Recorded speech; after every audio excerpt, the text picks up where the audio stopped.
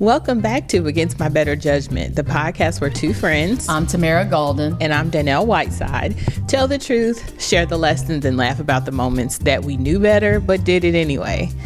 Each week, we share real stories about our lives, about the times that life surprised us, stretched us, or just straight up humbled us, and the lessons that we learned along the way. And this season, we're titling it How We Do Ships.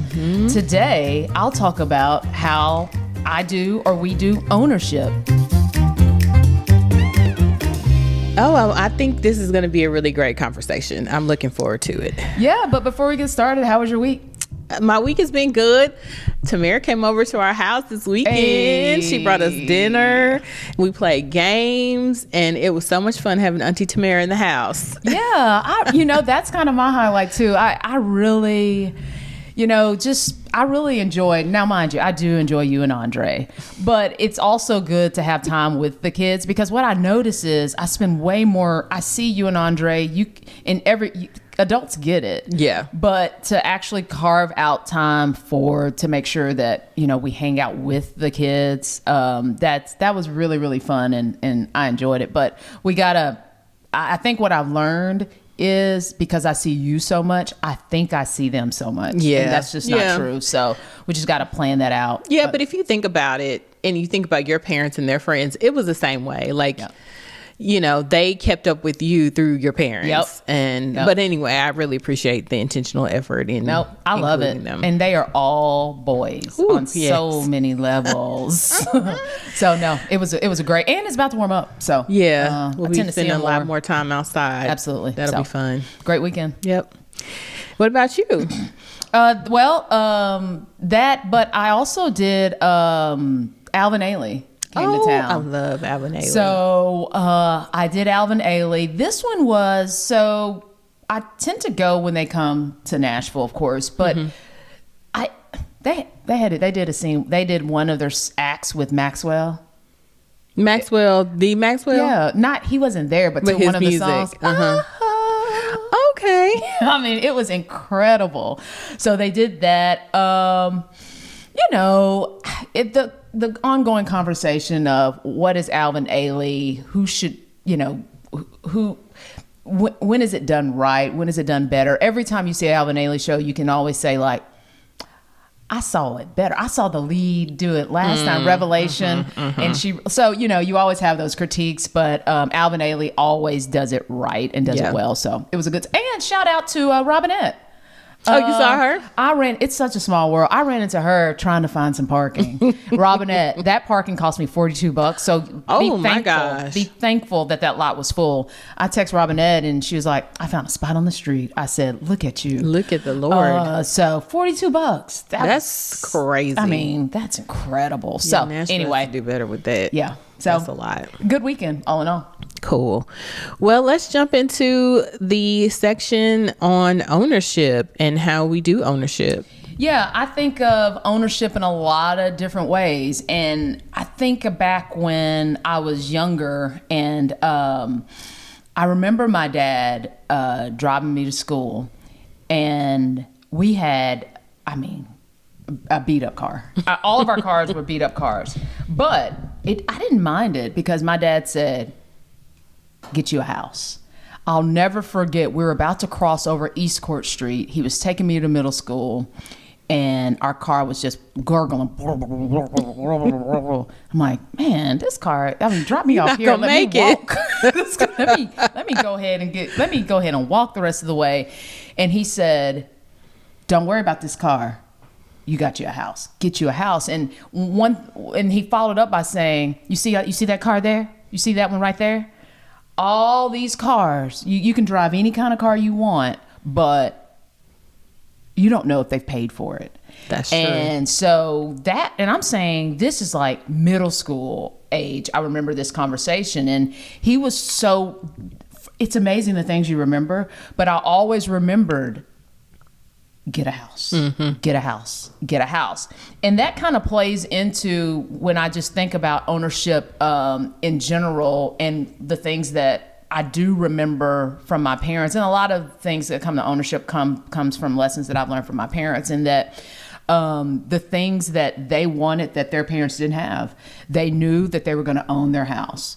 They knew that they were going to be debt free and own what they could own. And so growing up, I knew that I had a house. I knew that I'd always have a place to stay. And that kind of gets me to the first lesson of that I remember with loan ownership. And that's when I bought my first house. And I bought this first house, man, just so irresponsibly. Right. It wasn't irresponsible when I was doing it. I was doing it because I remember my dad saying, have a house. But when I think about, I didn't have enough money for that house. I didn't have enough money for the mortgage interest. I was way house poor. Yeah. And at the time, I didn't know that. So there are a lot of things I didn't have and that I couldn't have because you I had that house. However,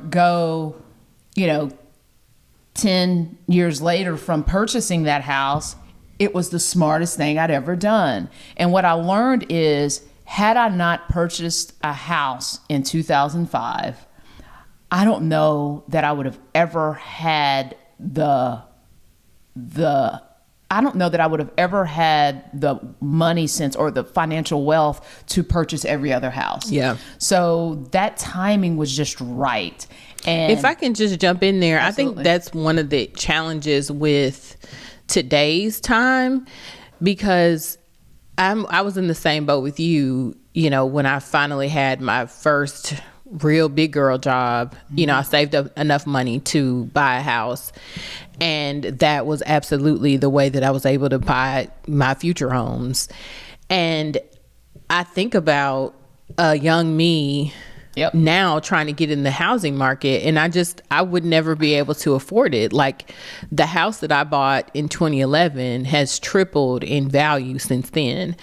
And it's just so, like, I just feel like young people today have such a burden with the way the market is today that it's just almost impossible to, get that entry into the market without having someone be a benefactor for you. And, quite frankly, if you come from most people don't have that benefactor in their lives to be able to do that. And so it's just looking around and observing. It's just really hard to get that leg up. It is. And not to belabor this too much, but the fact is kind of like what you said, that first house led me to purchasing every other house and to free up money for other ventures and other ideas. And, some of them worked, some of them didn't, but that first house. But I will say the thing with ownership that comes from that conversation is probably sacrifice. If you want to own something, you're going to have to sacrifice something. That's true. And at that point, I was sacrificing, going on, trips and that type of stuff, going overseas. Those types of things were not in my budget. So it took sacrifice, and I just did things differently. Instead of going out, there are a lot of things, that I did that didn't cost a lot of money, or, I didn't do a lot of extra spending. So keep in mind that there is a sacrifice that comes with ownership, but I cannot, the value and prices of houses, we have a new level set with them. So if there is some sort of an investment to make today, if you can get in now, despite what that number looks like, if you can figure out a way to sacrifice some of your finances and your spending to have ownership and own a house today, I'm telling you, it will truly pay off on Tuesday. I just remember, I think it was a Popeye where the Wimpy, he would say, "For a hamburger today, I'll gladly pay you Tuesday." Well, that's the thing with a house. If you buy a house today, you will pay for it. You will own it. And the nice thing is when people talk about home ownership, a mortgage is a very good, it's healthy debt. It's very healthy debt to have. And it continues to grow and make money for you. So that was probably my first, insight into ownership. And then I think the next thing that I did that the Bill Ramseys of the world would probably say don't do, for me was Dave Ramsey. Thank you. Who is Bill Ramsey? I have no idea. Okay. Well, Dave. So, and that was to pay off my student loan. It was not, for me, it was mental. I go back to, it was something about debt to this day that just, it's something that I'm afraid of, so I don't have. And that was my student loan. And so I had a student loan from college. I had partial scholarships for law school and college, but I still had loans. And it was the best loan because it was something like 2%. And so the interesting thing about parents and how, as parents, feel as though they have to get their kids through college and get their kids through school. Well, I've always looked at that differently. My parents were financially wise and they got me through school. No, that did not mean that they paid my way through school, but they got me through school. And I think parents have to recognize that the best loan out there is a student loan. It's the lowest interest, and the payback is deferred until the kid gets out of school or gets of a certain age. And I'm gonna have to stop you right there though, because the rules, the student loan rules are changing, and I know this because I'm in that world. So it's not that easy anymore. There are caps, and now your parents even have caps on how much they can borrow, and the government is subsidizing less of, you know, so now the interest rates are about 7.5%. No way. Yeah. Times have changed. Wow. Times have changed. So the government is doing less of the fronting of the money, and they are also capping how much parents can actually borrow for their children. Okay. So it's still like, for me, I took out, for this degree that I'm seeking, I've taken out student loans that are backed by the federal government. But even now, the way they changed the rules, if I had started this program this year coming up, I wouldn't be eligible for the student loan because they're not paying for graduate student loans anymore as they used to. So the rules are changing. But like I said, or as you're saying, it's still, if you can get student loans, if your parents can get student loans from the federal government, the interest rates are lower than if you were to go out in the market. Correct. But just understand that the rules are changing. Okay. But the point is still the same. Yeah. When you're talking about just ownership and with student loan debt, just figuring out a way to pay it off. And in figuring that out, know your resources.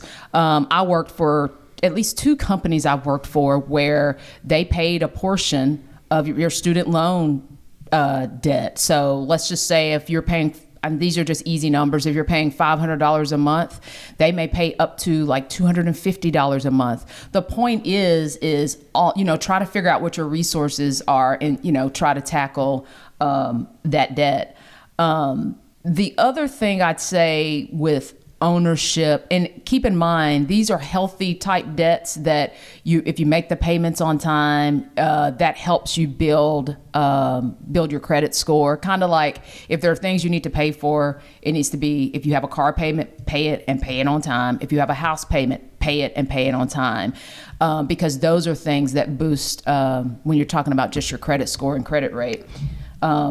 The other thing I'd say, 401ks, if there's anything that has really propelled me and put me in a position to take risks and put me in a position of comfort and satisfaction, is the fact that from at the first opportunity that I have, because not all, even the work market has changed, but the first opportunity that I had to invest into a 401k, I took it. And a lot of companies will match it. So if the company said they were matching 3%, at a minimum, I was going to carve out 3% because that was going to be 6% savings that I didn't have to think about.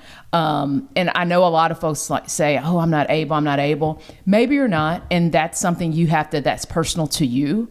But if there's any type of way you can figure out a way to carve out whatever the match is, I'd say just try to spend some time, take some time to do it. Yeah.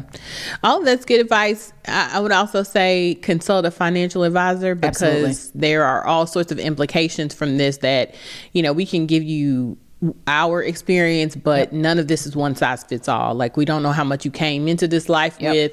We don't know, what was your first job, how much you're making, and all of those things have a impact on what you're able to own. But I do know that in my family, my mom, and which was passed down to her from her parents, really stressed the importance of having ownership of land in particular, and properties. And so, unfortunately, as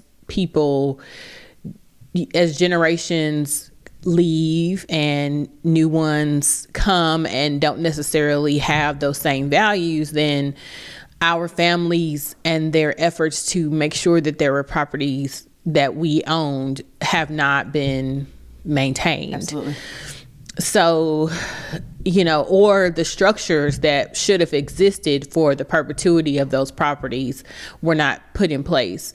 And so, like, we have, in my mom's family, there is a very large farm in Arkansas, and the way that it was actually my great grandparents, two greats, I think, that owned the property.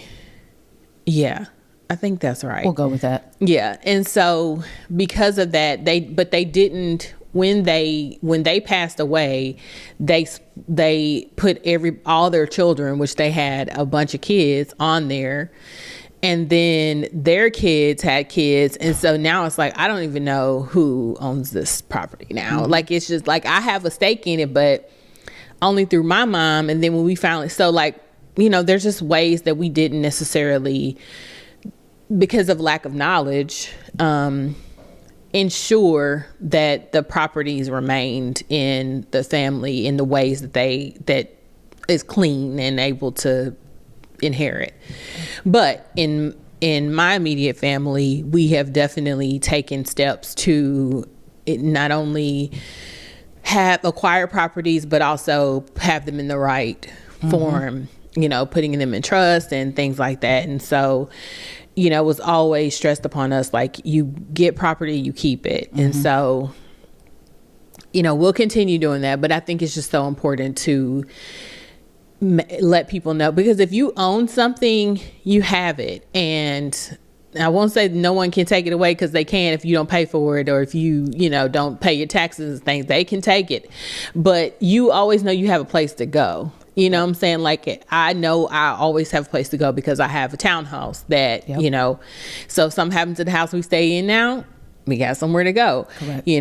And so I think that's just so important. Ownership is just so important for just perpetuity. I know my children have something that will be theirs. Absolutely. And that's just, it's very important to have that. Yeah. So. And I think, just in closing, when I think of ownership, just summing it up, is ownership is your way to pay yourself. Yes. And not yourself as in a selfish sense, but yourself as in your bloodline. Yep. So if you think about the sacrifice and you think it's too hard, just think of it that way: is ownership is how much do you think you owe you? How much do you think you owe you out of everything you've worked hard for? And it can look totally in, ownership can show up in many different ways. Another thing I thought about when you were talking is not knowing where a person is financially. It's kind of like you can see the glory but not know the story. And that's a lot of us, right? But I remember, and I'm going to give a shout out to Nicole Hicks. She was saying how her first job, she wanted to save something, and she put away $25 every paycheck. She just put it away and didn't touch it. And with a money market account, those things really can grow. So I will say this: definitely consult a money manager. But if you can't do that, figure out a way to pay you something that you do not touch. It could be $5. This stuff will materialize into something grand, and it can be a down payment for something. Yeah. So do figure out a way to pay yourself something. Frankly, because you're worth it. Yeah, I agree. Good conversation. Yeah, thanks. All right, so we are moving on to the listener will be the judge segment, where we give our qualified yet unqualified opinion. And this one comes from Carmen, and she says, I have a simple question. Why does it feel like everyone else has life figured out except me? I'm not in a crisis. I have a job. My kids are good. My marriage is solid. But some days I feel like I'm just behind financially, behind professionally, behind on personal goals. Social media doesn't help. Everyone's launching something, traveling somewhere, glowing differently. Meanwhile, I'm just trying to remember if I switch to laundry. Is this normal, or am I missing some secret adult manual everyone else got? Carmen, this is an interesting one, because what you just said, Carmen, is just, I mean, you're just in a moment.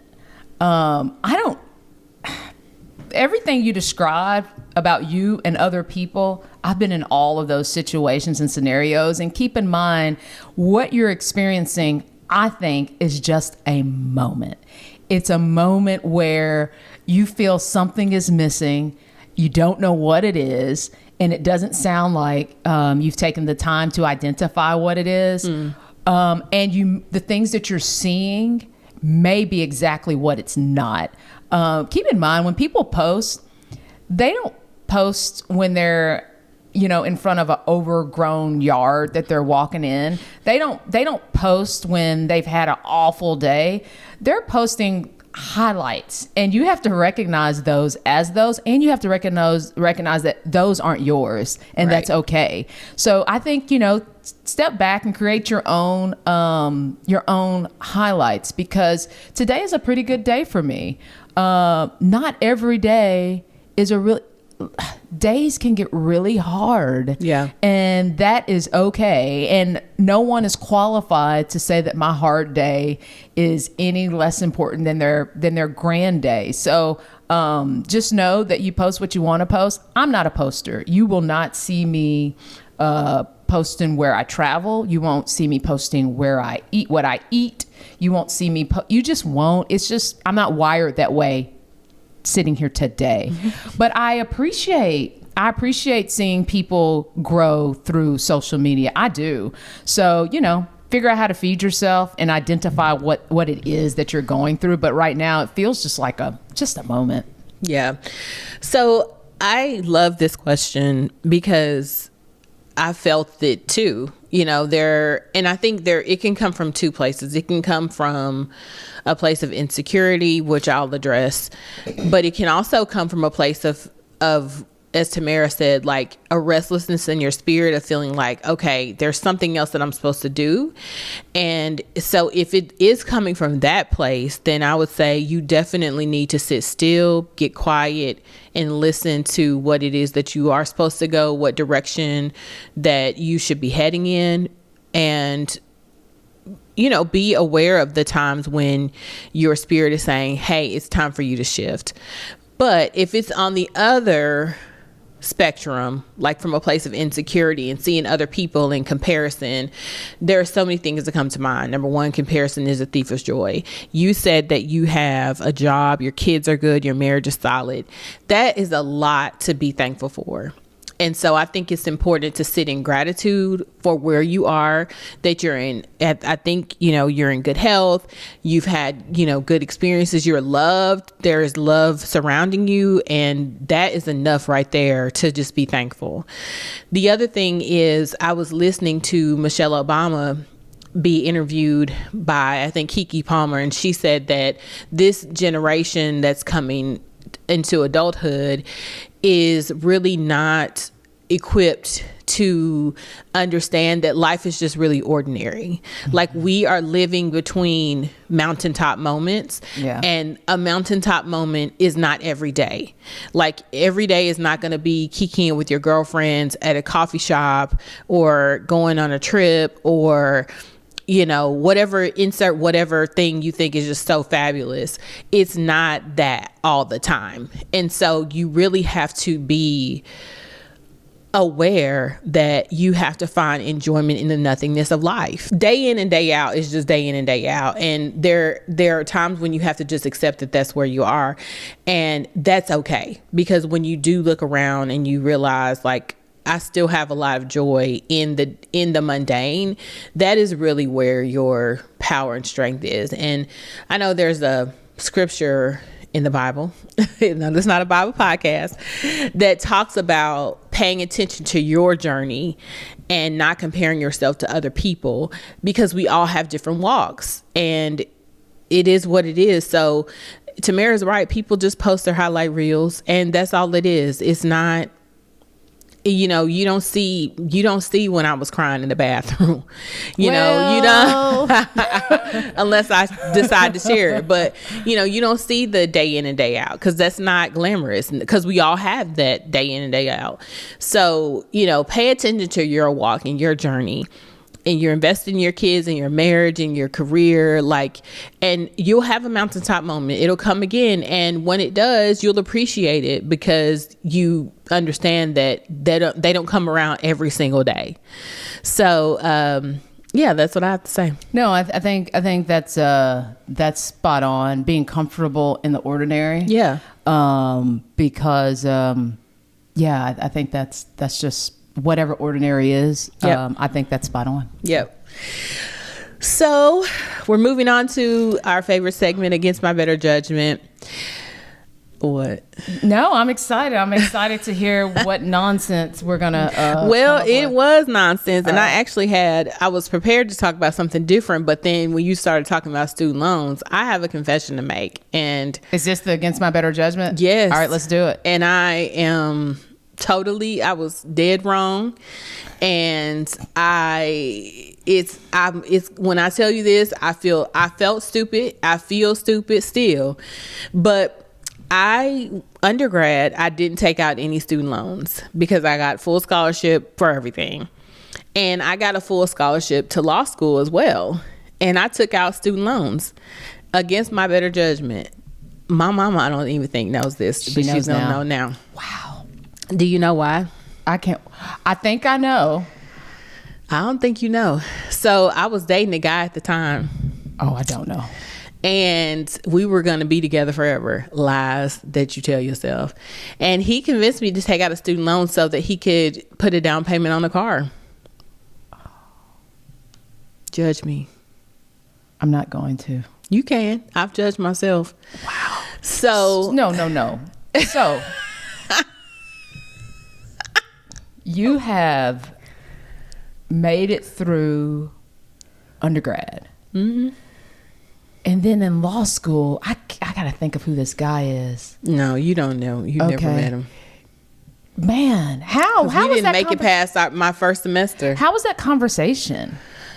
It was just like, hey, I need a new truck, and I need some money. And I was just like, well, I guess the only source of money that I can generate is, through student loans. Was he asking you for money?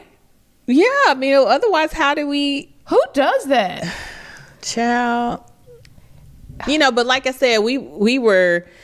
It wasn't a willy-nilly calculation, because we had talked about we were going to get married. How long were y'all together? We started dating in the middle of my junior year, so I guess this would almost be close to 2 years, but we didn't make it the full 2 years because, like I said, we broke up middle of my first semester. Wow. So, yeah, I didn't need to take out a student loan. And so I had enough sense to make him sign something saying he would pay me back. And he didn't until and I'm telling all my business. God. And his too. Well, but it was I think, when it was, when I moved to Philadelphia, and I hadn't spoken to him at this point, it's for 10 years. And I sent him a message and I was like, hey, you owe me this money, because I needed money to move. Mm-hmm. And I was like, you owe me this money and I need you to run me my money. So you pay back the loan. Yeah. And now you're trying to recoup this from him 10 years later. Hit it. He actually paid me back. Now, I don't think he paid me back the full amount, but he definitely paid me back something. Wow. Yeah. And so, against my better judgment, because I was paying the loan for many years. I mean, I actually paid it off eventually, but it was just like, that was the dumbest thing. And if I ever heard of somebody doing that for somebody else, I would be like, don't you ever in your life. I would advise younger me, girl, don't do that. But I did it. Yeah. And I think the question that comes to mind is, because to this day, like, I think nobody knows that. I think nobody in life knows that but he and I. Like, I don't even think I've told my closest friends that. I mean, I knew I shouldn't have done it when I just agreed to do it, because my mom always told me, like, you know, you don't need loans. Like, you know, she even sent me, she paid for me she would give me money to live while I was in law school. Like, she paid for my apartment. She gave me somewhat of an allowance. Oh yeah. And so, you know, she was like, I'm sacrificing so that you're not saddled in debt. And I did that. Yeah. And really what I thought you were going to say is there are a lot of people, when I was in law school, they would take out loans. I'm trying to think if I took out loans for law school. I don't think I had law school debt. Maybe I did, maybe I didn't. I think my scholarship actually covered my law school. But there were people that took out loans in law school, you would think, for living. They were taking them out to take spring break trips. Yeah. My friends would be on spring break and I'd be taking the MTE. What's the test that you have to take before you graduate law school? MBE. I mean, or MPRE. I was sitting there taking tests and they were chilling on student loan money. And that was just baffling to me. Yeah, but actually that goes back to our listener question, because sometimes you'll see people living it up, taking trips, and you don't know they are saddled so deep in debt that they can't even they don't even know where their next meal is going to come from. So you don't know the full story. Yep. Like my dad said, that car may not even be paid for. Yeah. Or you have somebody who's dressed to the nines and then like their breath stinks, or if you go to their house is a mess, and I'm like, how are you even looking clean coming out of all this mess? But anyway, that I will say that's a shocker. I'm almost speechless. Do not do that. Don't do it. Don't do it. Yeah, because it could have turned out real bad. Like we broke up, so he had. How soon after the loan did you break up? I mean, like I said, we didn't survive the first semester, so it was a couple of months. And I don't think he was using me for the money. We legit just didn't make it through the demands of law school. Like, he just wasn't, like, it turned into a long distance relationship. And then, so he didn't make it through law school. He wasn't in law. So we met each other in undergrad. I'm with you. So he was working. Okay. And I moved away, not very far though, which used to bother me because whenever it was his time to visit me. What's not far? Like 2 hours. Oh. When it was time for him to come visit me, he never could make it, And so I was like, I can't be stressed out. That's why he needed that truck. But didn't drive it to see his girlfriend. Anyway, but my mom used to say, your husband ain't in Arkansas, and she was right. So, yeah, like I said, I knew it was, but what I was about to say to close it out is I had everything to lose. Like, even the fact that he actually paid me back some money is a miracle, because we hadn't spoken in 10 years. And here comes this person saying, hey, give me money back that you owe me. He could have been like, block, but he actually did pay me back. So, and we didn't even communicate. He just wrote me a check and mailed it and sent it in the mail. Now that was something. That was something. Yeah. So yeah, what are your takeaways? What do you want to leave the viewers with this week? Don't be stupid like me. That's what I want to say. And appreciate your life. Jeez. I mean, that's, like I said, no one knows that. So I've been carrying that for some years. I'm glad this was released. And I know it was not a wise decision. So I'm just saying, don't do that. But also, get something in your name. I agree. Own something. I agree. That is worth something. Don't just own, cars. That's not what we want you to get in your name because that's depreciating. Own something that appreciates, that you can pass down, that, generates wealth and legacy.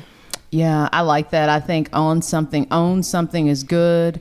And if you're going to loan something, get it in writing. I also like the message that really wasn't the meat of this, but I do think that comparison being the thief of joy, I think that's very, very important message. And I thought another good nugget you had was with regards to mountaintop moments, and that a lot of life is ordinary. And be real clear, ordinary, define it yourself. My ordinary is darn good. Yeah. And make sure that you can identify that for yourself. So otherwise, it's been a great conversation. Yep. So thank you for tuning in. If you want us to judge you, send us an email at againstmybetterjudgmentpod@gmail.com or comment on Facebook and Instagram at Against My Better Judgment Pod. Yeah, and don't forget to give us hearts, thumbs up. We love your comments. We try to respond to each of your comments, and give us 5 stars. We're out here doing this for you. So. Yep. Send us 5 stars. Yep. All right. Thanks for tuning in. See you next week. time. Bye, y'all.